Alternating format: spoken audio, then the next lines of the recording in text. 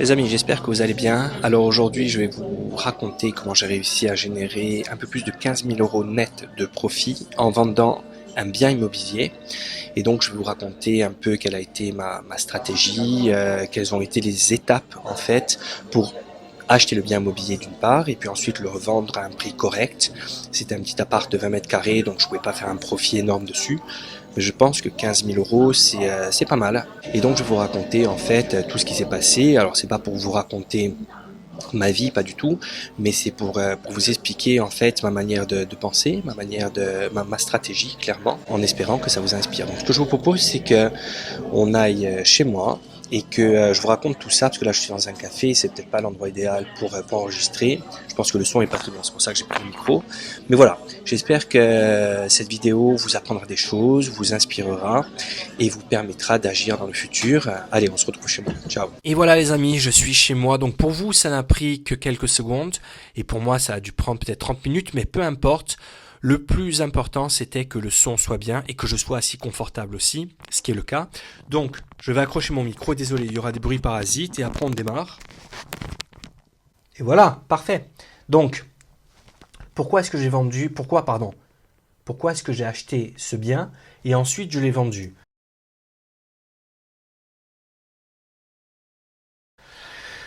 Je suis propriétaire d'une grande maison dans la campagne que j'aime beaucoup. J'adore passer du temps là-bas, surtout au printemps et en été. Par contre, l'automne et l'hiver, c'est très chiant pour tout vous dire. Alors au début, j'aimais beaucoup, mais après, j'en ai eu marre.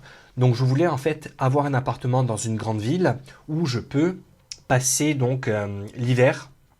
Et donc c'est pour ça que j'ai acheté cet appartement. Étant donné que je voulais passer mon temps en fait dans une grande ville, je me suis dit plutôt que de louer, en gros de jeter mon argent chaque mois, il vaut mieux acheter puis payer la banque même s'il y a des intérêts à payer. Mais voilà, je préférais en fait avoir cette stratégie. Et puis surtout, si j'ai acheté cet appartement, c'est parce que j'avais en tête de pouvoir le revendre dans le futur avec une plus-value. Donc, pour faire une plus-value, il ne s'agit pas de bien vendre, il s'agit surtout de bien acheter. Et pour ça, vous devez en général visiter un maximum d'appartements. Comprenez que vous avez plus de chances d'acheter, de faire une bonne affaire si vous visitez plein d'appartements que si vous en visitez 3. Donc, moi j'ai dû visiter peut-être une vingtaine d'appartements. Et puis, je suis tombé sur un appartement qui n'était pas forcément à un bon prix au début, mais je suis tombé à un moment où il y a eu des circonstances en ma faveur. Ces circonstances, c'était quoi? Et ça, je vous le raconte parce que c'est fréquent dans l'immobilier. Vous arrivez au bon moment. La fille, donc c'était une fille assez jeune qui m'a vendu, qui voulait vendre cet appartement, venait d'emménager avec son copain. Et donc son copain avait déjà un appartement et puis voulait vivre ensemble, ce qui est absolument louable. Et donc elle avait cet appartement de son côté, puis elle devait payer chaque mois des charges, vous savez comment c'est, elle doit rembourser son prêt en payant des intérêts, donc elle avait envie en fait de se débarrasser, c'est vraiment le mot, de cet appartement. Et puis après, je ne sais pas quel était le projet de ce couple, mais certainement de mettre en fait leur argent en commun pour soit payer l'appartement du gars et peut-être faire 50-50, peu importe, ou alors racheter un autre appartement ensemble. En tout cas, moi je suis arrivé à un moment où cette fille en gros était pressée de vendre. Et ça, c'est jamais bon. Que vous soyez vendeur ou acheteur, être pressé pour vendre ou acheter, c'est jamais bon. D'accord?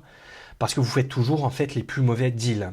Et moi donc quand je suis arrivé, il se trouve aussi, et ça a été une erreur de la part de l'agent immobilier, il se trouve que ce gars m'a dit en fait par inadvertance ou pas, je sais pas, il m'a expliqué en fait la situation, parce que je lui ai demandé aussi, parce que j'ai appris en fait à poser le genre de questions qui font que je peux en savoir plus sur le profil du vendeur du bien.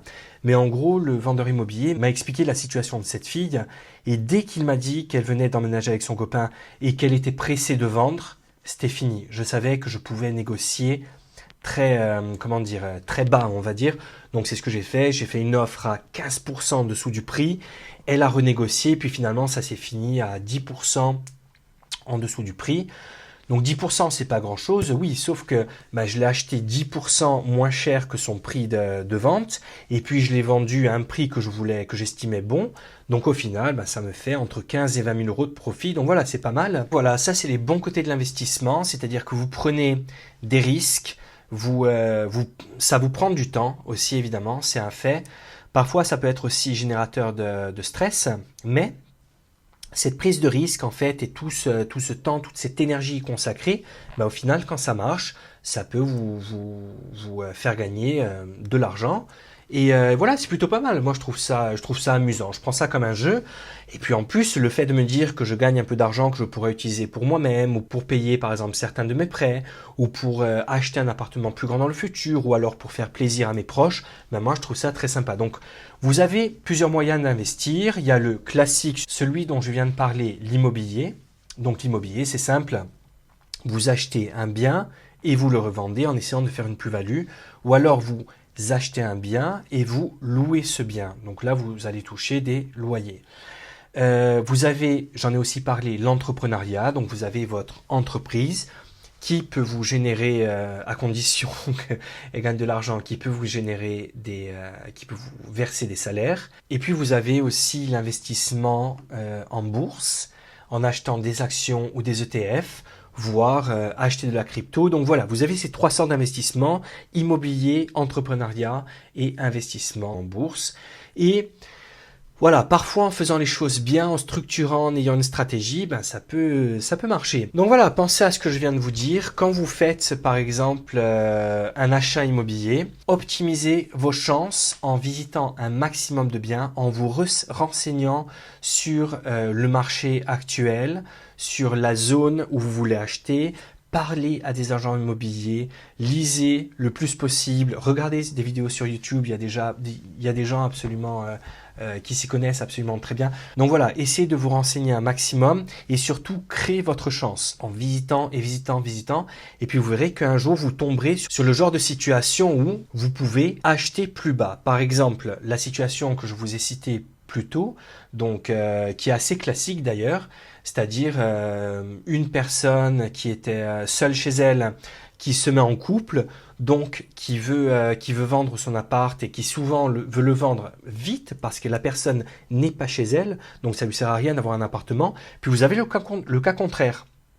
Vous avez les couples qui se séparent et qui doivent absolument vendre leur appartement, tout simplement parce qu'ils ne veulent plus vivre ensemble. Ça, c'est aussi une opportunité. Alors évidemment, c'est malheureux, mais c'est comme ça, d'accord? C'est une situation de marché. Peut-être que ça vous arrivera dans le futur et peut-être que quelqu'un en tirera profit. Mais voilà, quand vous avez ce genre d'opportunité, il faut savoir les saisir. Vous avez aussi une opportunité qui est fréquente, qui est également malheureuse, la situation de la personne âgée qui décède seule chez elle, et donc l'appartement ou la maison revient à ses héritiers ou héritières. Et puis ces personnes sont plusieurs, donc peuvent pas se partager un petit appartement par exemple, donc décident de le vendre et puis sont un peu pressés, puis parfois quelqu'un a besoin d'argent, donc voilà, il y a des problèmes d'entente et souvent vous pouvez faire des affaires comme ça.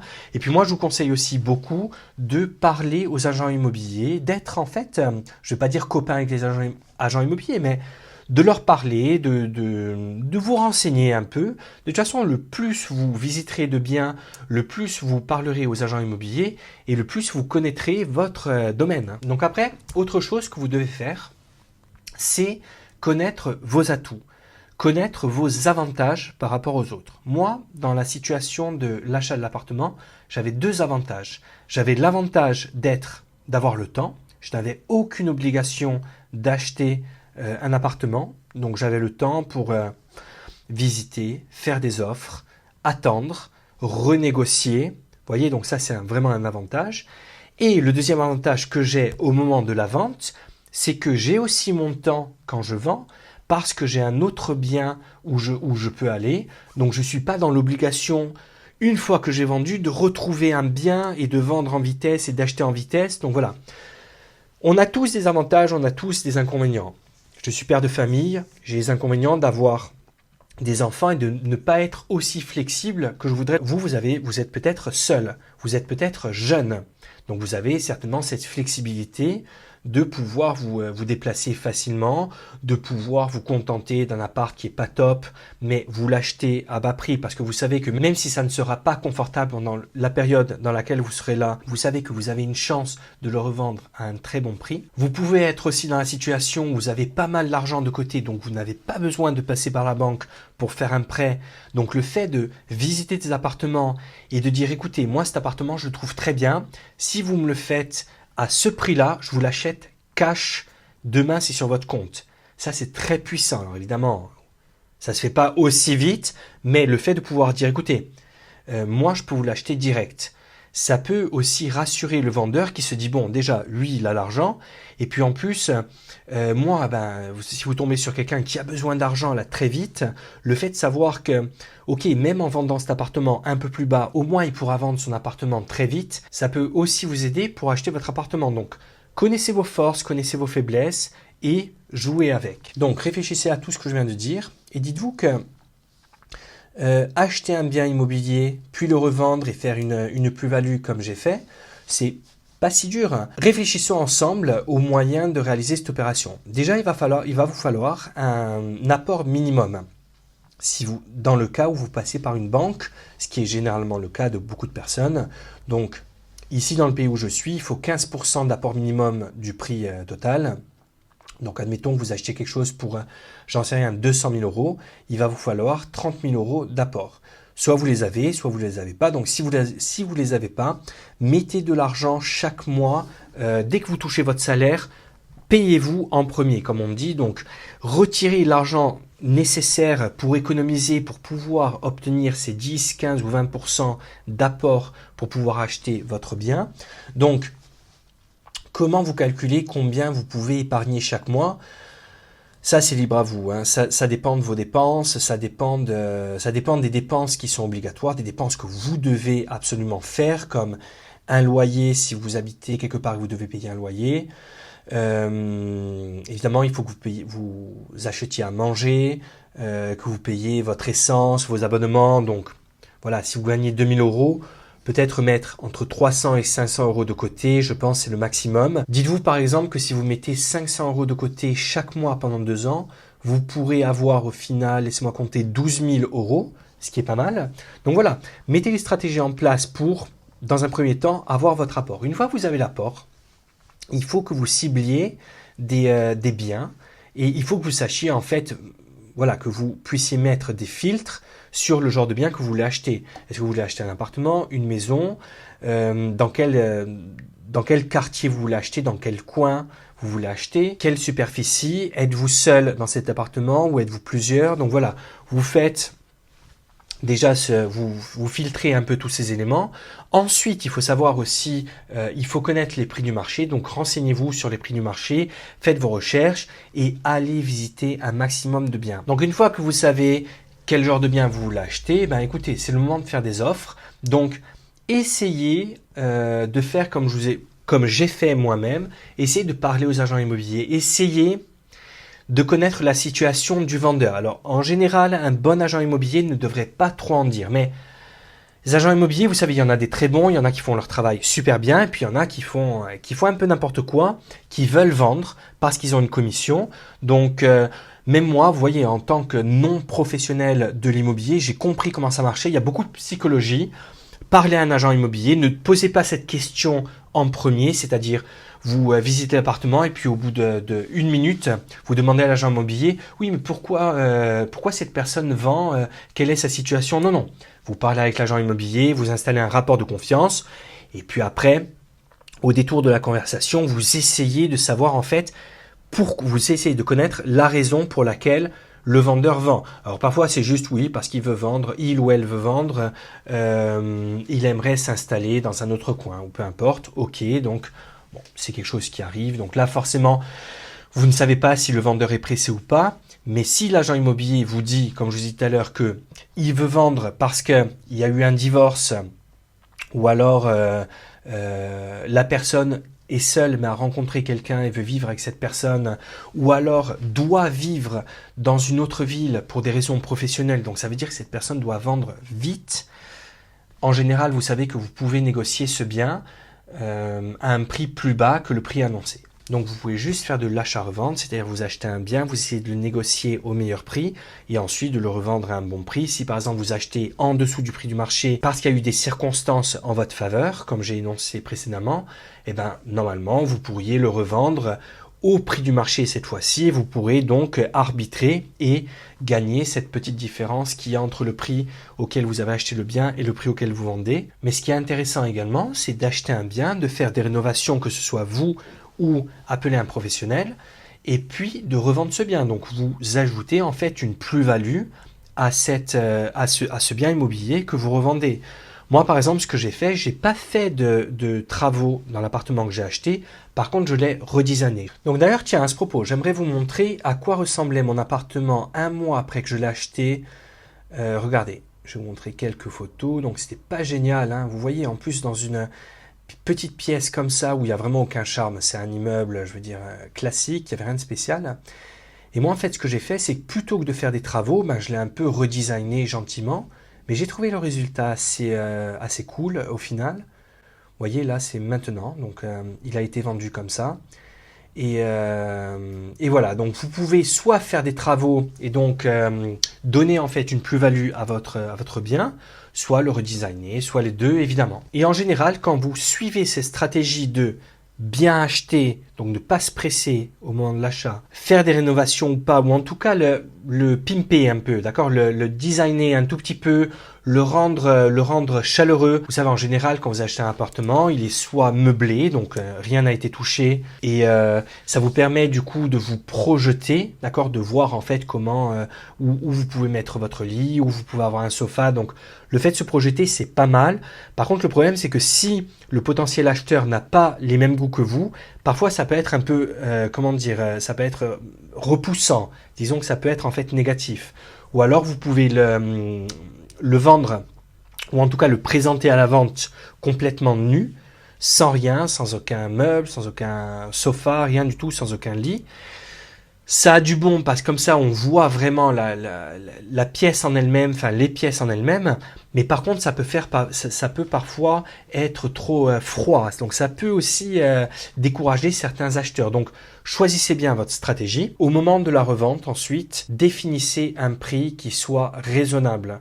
Je dis pas que vous devez vous limiter sur vos profits, mais si votre appartement, je sais pas, si vous avez calculé en fait combien ça coûterait au mètre carré, vous avez un tout petit peu rénové, vous l'avez acheté peut-être pour 120 000 euros l'an dernier, vous avez rénové pour 10 000 euros, et les appartements du même style dans le quartier se vendent pour entre 130 et 150 000 euros, ne le vendez pas pour 250 000 euros, parce que vous trouverez personne, et puis franchement, ça le fait pas. Mais encore une fois, retenez ce que je vous dis.